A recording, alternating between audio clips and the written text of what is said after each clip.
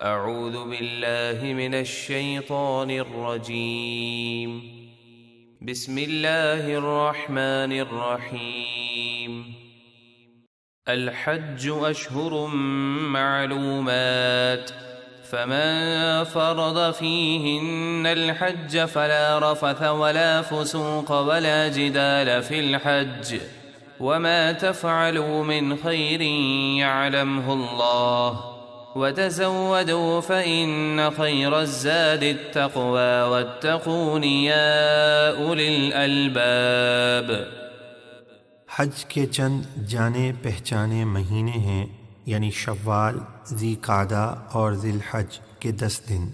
تو جو شخص ان مہینوں میں احرام باندھ کر اپنے اوپر حج کو لازم کر لے تو وہ حج میں اپنی عورتوں سے صحبت کی باتیں نہ کرے، نہ کوئی گناہ کرے اور نہ ہی کسی سے جھگڑا کرے، اور تم جو بھی نیکی کرتے ہو اللہ اسے جانتا ہے، اور زاد راہ یعنی سفر کا خرچ وغیرہ اپنے ساتھ لے کر چلو، کیونکہ سب سے بہتر زاد راہ تقویٰ یعنی سوال کرنے سے بچنا ہے۔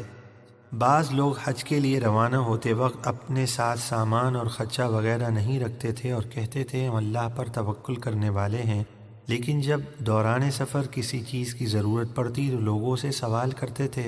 حکم ہوا کہ زاد سفر لے کر چلو اور مانگنے سے بچو، اور اے عقل مندو مجھ سے ڈرتے رہو۔ ليس عليكم جناح أن تبتغوا فضلا من ربكم فإذا أفضتم من عرفات فاذكروا الله عند المشعر الحرام واذكروه كما هداكم وإن كنتم من قبله لمن الضالين۔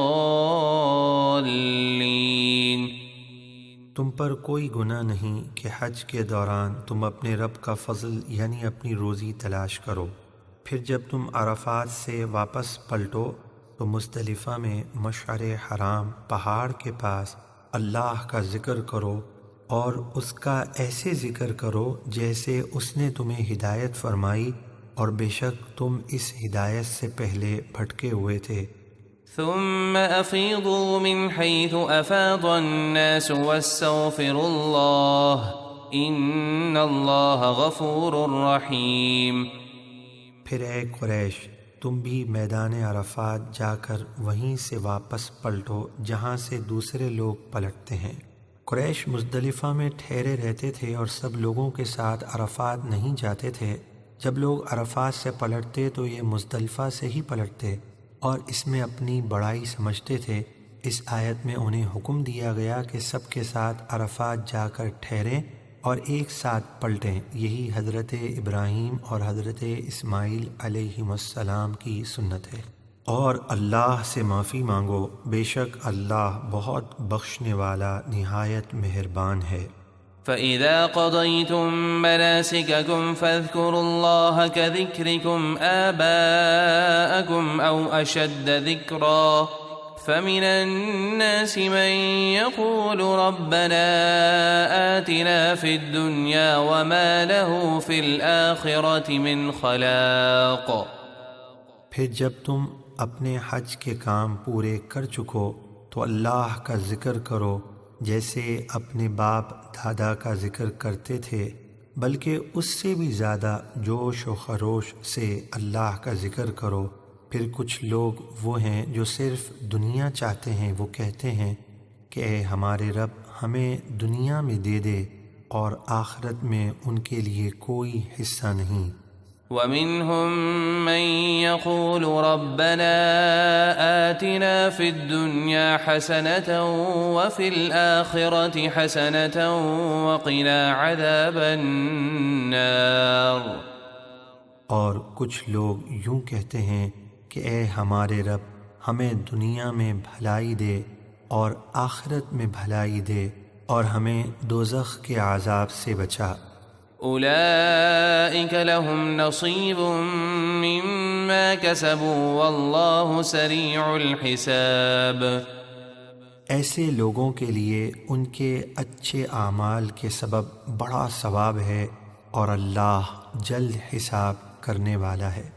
واذكروا الله في أيام معدودات فمن تعجل في يومين فلا إثم عليه ومن تأخر فلا إثم عليه لمن اتقى واتقوا الله واعلموا أنكم إليه تحشرون۔ اور گنے ہوئے دنوں میں اللہ کا ذکر کرو، یعنی ایام تشریق میں نمازوں کے بعد، یعنی 9 ذی الحجہ کی فجر سے 13 ذی الحج کی عصر تک، اور منی میں شیطانوں کو کنکر مارتے وقت تکبیر کہو۔ پھر جو شخص جلدی کر کے 2 دن میں منی سے چلا جائے اور 13 ذی الحج کے لیے نہ رکے، اس پر کوئی گناہ نہیں، اور جو 13 ذی الحج کی رمی کے لیے یعنی شیطان کو کنکر مارنے کے لیے منی میں رہ جائے تو اس پر بھی کوئی گناہ نہیں۔ یہ خوشخبری پرہیزگار حاجی کے لیے ہے، اور تم اللہ سے ڈرتے رہو اور یقین رکھو کہ تم اسی کی طرف جمع کیے جاؤ گے۔ ومن الناس من يعجبك قوله في الحياة الدنيا ويشهد الله على ما في قلبه وهو ألد الخصام۔ اور لوگوں میں سے کوئی وہ منافق ہے کہ دنیا کی زندگی میں اس کی بات تجھے اچھی لگتی ہے، یعنی وہ بہت میٹھی زبان استعمال کرتا ہے، اور وہ اپنے دل کی بات پر اللہ کو گواہ بناتا ہے، حالانکہ وہ سب سے بڑا جھگڑالو ہے۔ وَإِذَا تَوَلَّى سَعَى فِي الْأَرْضِ لِيُفْسِدَ فِيهَا وَيُهْلِكَ الْحَرْثَ وَالنَّسْلَ وَاللَّهُ لَا يُحِبُّ الْفَسَادَ۔ اور جب پیٹھ پھیر کر جاتا ہے تو زمین میں فساد ڈالتا پھرتا ہے، اور کھیتی اور جانوروں کو ہلاک کرتا ہے، اور اللہ فساد کو پسند نہیں فرماتا۔ وَإِذَا قِيلَ لَهُ اتَّقِ اللَّهَ أَخَذَتْهُ الْعِزَّةُ بِالْإِثْمِ فَحَسْبُهُ جَهَنَّمُ وَلَبِئْسَ الْمِهَادُ۔ اور جب اس سے کہا جائے کہ اللہ سے ڈر تو اسے گناہ کی اور ضد چڑھتی ہے، تو اس کو جہنم کافی ہے، اور وہ ضرور بہت برا ٹھکانہ ہے۔ وَمِنَ النَّاسِ مَن يَشْرِي نَفْسَهُ ابْتِغَاءَ مَرْضَاتِ اللَّهِ وَاللَّهُ رَءُوفٌ بِالْعِبَادِ۔ اور لوگوں میں سے کوئی وہ صحابی حضرت صہیب رومی ہیں جو اللہ کی خوشنودی حاصل کرنے کے لیے اپنی جان بیچتے ہیں، اور اللہ بندوں پر بہت مہربان ہے۔ حضرت صہیب رومی رضی اللہ تعالیٰ عنہ مکۃ المکرمہ سے ہجرت کر کے حضور سید عالم صلی اللہ علیہ وسلم کی خدمت میں مدینہ منورہ کی طرف روانہ ہوئے تو مشرکین قریش کی ایک جماعت نے ان کا پیچھا کیا اور ان کا راستہ روک لیا۔ آخر یہ بات طے ہوئی کہ جو میرا مال فلاں جگہ پر موجود ہے تم وہ میرا سب کچھ لے لو اور مجھے ہجرت کرنے دو۔ اس پر کفار راضی ہو گئے اور آپ نے اپنا تمام مال انہیں دے دیا۔ حضور علیہ الصلاۃ والسلام کی خدمت میں جب یہ حاضر ہوئے تو یہ آیت کریمہ نازل ہوئی۔ يا أيها الذين آمنوا ادخلوا في السلم كافة ولا تتبعوا خطوات الشيطان إنه لكم عدو مبين۔ اے ایمان والو، اسلام میں پوری طرح داخل ہو جاؤ اور شیطان کے قدموں کی پیروی نہ کرو، بے شک وہ تمہارا کھلا دشمن ہے۔ فَإِن زَلَلْتُم مِّن بَعْدِ مَا جَاءَتْكُمُ الْبَيِّنَاتُ فَاعْلَمُوا أَنَّ اللَّهَ عَزِيزٌ حَكِيمٌ۔ پھر تمہارے پاس روشن دلیلیں آ جانے کے بعد بھی اگر تم سیدھے راستے سے پھسل گئے یعنی اسلام کے خلاف چلے تو جان لو کہ اللہ بہت غالب بڑی حکمت والا ہے۔ هل ينظرون إلا أن يأتيهم الله في ظلل